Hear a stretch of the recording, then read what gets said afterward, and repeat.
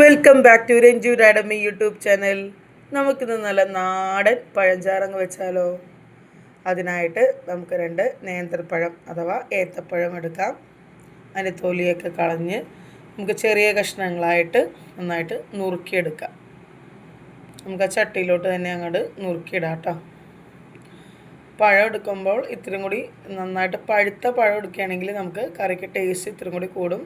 എൻ്റെ കയ്യിൽ നല്ല പഴുത്ത പഴം അങ്ങോട്ട് ഉണ്ടായില്ല. അത്യാവശ്യം ഒരു മീഡിയം പഴുത്ത പഴമാണ് എൻ്റെ കയ്യിലുള്ളത്. അപ്പോൾ ഞാൻ എൻ്റെ കയ്യിലുള്ള പഴം വെച്ചിട്ടാണ് ഞാൻ ചെയ്യുന്നത്. നിങ്ങൾ എടുക്കുകയാണെങ്കിൽ അത്യാവശ്യം പഴത്തിൻ്റെ തൊലി കറുത്ത പഴത്തിൻ്റെ തൊലിയുള്ള പഴം എടുക്കുകയാണെങ്കിൽ ഇച്ചിരി കൂടി ടേസ്റ്റ് ഉണ്ടാവും നമ്മുടെ കറിക്ക് കേട്ടോ. അപ്പോൾ അതിലേക്കായിട്ട് നമുക്ക് 2 പച്ചമുളക് കീറി അങ്ങ് ഇടാം. ചട്ടിയിലോട്ട് തന്നെ അങ്ങോട്ട് ഇട്ടാൽ മതി. പിന്നെ ആവശ്യത്തിന് ഒരു 1/4 ടീസ്പൂണോളം മഞ്ഞൾപ്പൊടി, പിന്നെ 1 കപ്പ് വെള്ളം, പിന്നെ ആവശ്യത്തിനുള്ള ഉപ്പ്.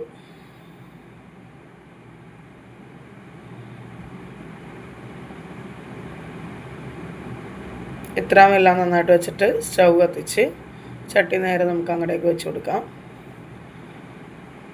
എന്നിട്ട് നന്നായിട്ട് തിളച്ച് വരട്ടെ. ഇടയ്ക്കൊന്ന് ഇളക്കി കൊടുക്കണം നമ്മൾ.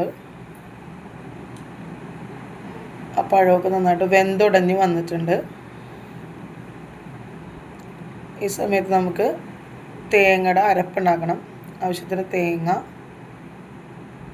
കുറച്ച് മോര് അല്ലെങ്കിൽ തൈര്, അധികം പുളിയില്ലാത്തത്, കുറച്ച് മാത്രം മഞ്ഞൾപ്പൊടി ഓൾറെഡി നമ്മൾ ഇട്ടിട്ടുണ്ട്, അതുകൊണ്ടാണ്.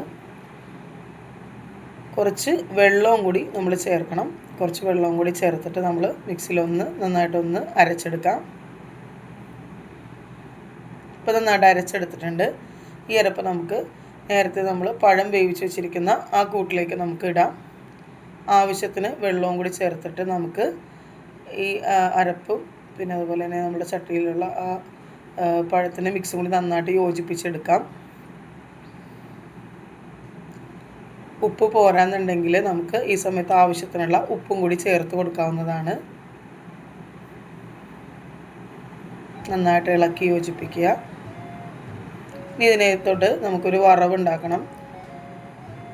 കുറച്ച് കടുക്, ഉലുവ, പിന്നെ ചെറിയുള്ളി, വറ്റൽമുളക്, കറിവേപ്പില ഇതെല്ലാം കൂടി നന്നായിട്ട് മൂക്കെ വറുത്തിട്ട് കുറച്ച് മഞ്ഞൾപ്പൊടി, ആവശ്യത്തിന് മുളക് പൊടി ഇതെല്ലാം ചേർത്ത് നമുക്ക് ഈ വറവ് ഈ പഴഞ്ചാറിൻ്റെ കൂട്ടിലേക്ക് നമുക്കിടാം.